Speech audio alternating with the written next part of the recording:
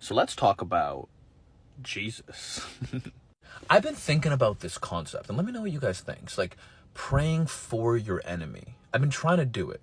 And I don't mean your enemy, like your mortal enemy at, like in life, or like, well, actually, maybe I do. Like maybe the people who hurt you in your life. So a couple things.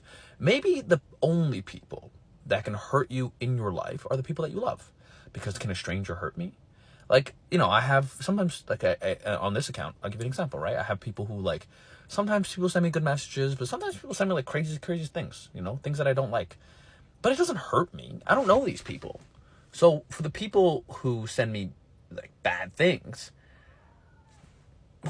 I don't know you, I don't care. But the only people that can hurt me are the people that I love, like my family, my friends. Like, for example, the stuff that's happening in the Middle East, I lost a lot of my friends for it. Funny enough, right? I mean, how could you lose your friends or somebody else doing bad things in another place? But I did. I lost my friends. Because I decided to stand up for the truth. But the reality is that, I worry about their souls. I worry about being an individual. I have a really good friend, and he seems to be on the other side of the conflict. And maybe he was in the beginning. Now it doesn't really seem like he's that much on the other side of the conflict. But I'm always worrying about his own soul. Like, I'm trying to explain to him, like, you don't need to sign off on the actions of somebody else. But how can you not, if they have propagandized, like, your whole mind?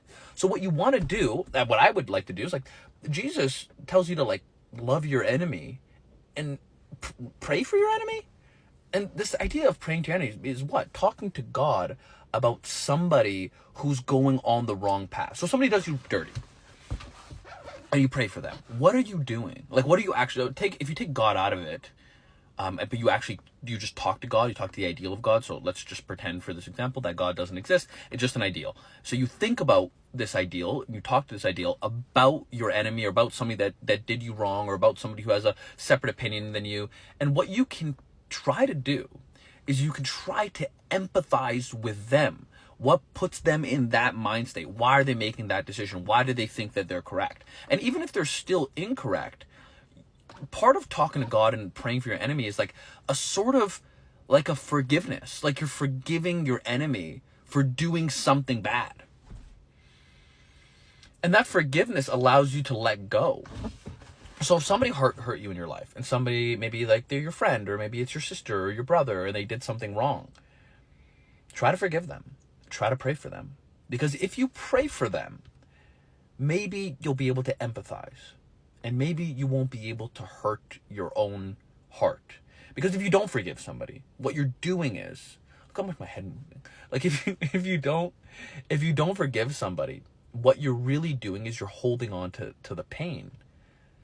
I'm not saying to forget. Don't forget, and you obviously can have a moral understanding of right and wrong, but that doesn't mean that you have to hold, or you don't have to harbor hate in your heart.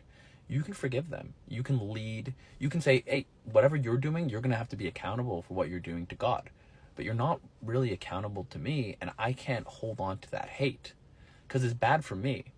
I found that my opinion is that the devil, he preys on negative characteristics. And the reason why this doesn't seem to be written in, like, maybe it is, I don't know, but I haven't read it in any of these ancient scriptures, is because they didn't understand, or maybe they didn't understand, like, negative to the same degree, like negative emotion, or maybe they didn't write it in the same way. But negative emotion is what? Like fear, anger, it's usually like these like negative things, and that's the thing that the soul seems to, your soul is affected by the strength of the vessel.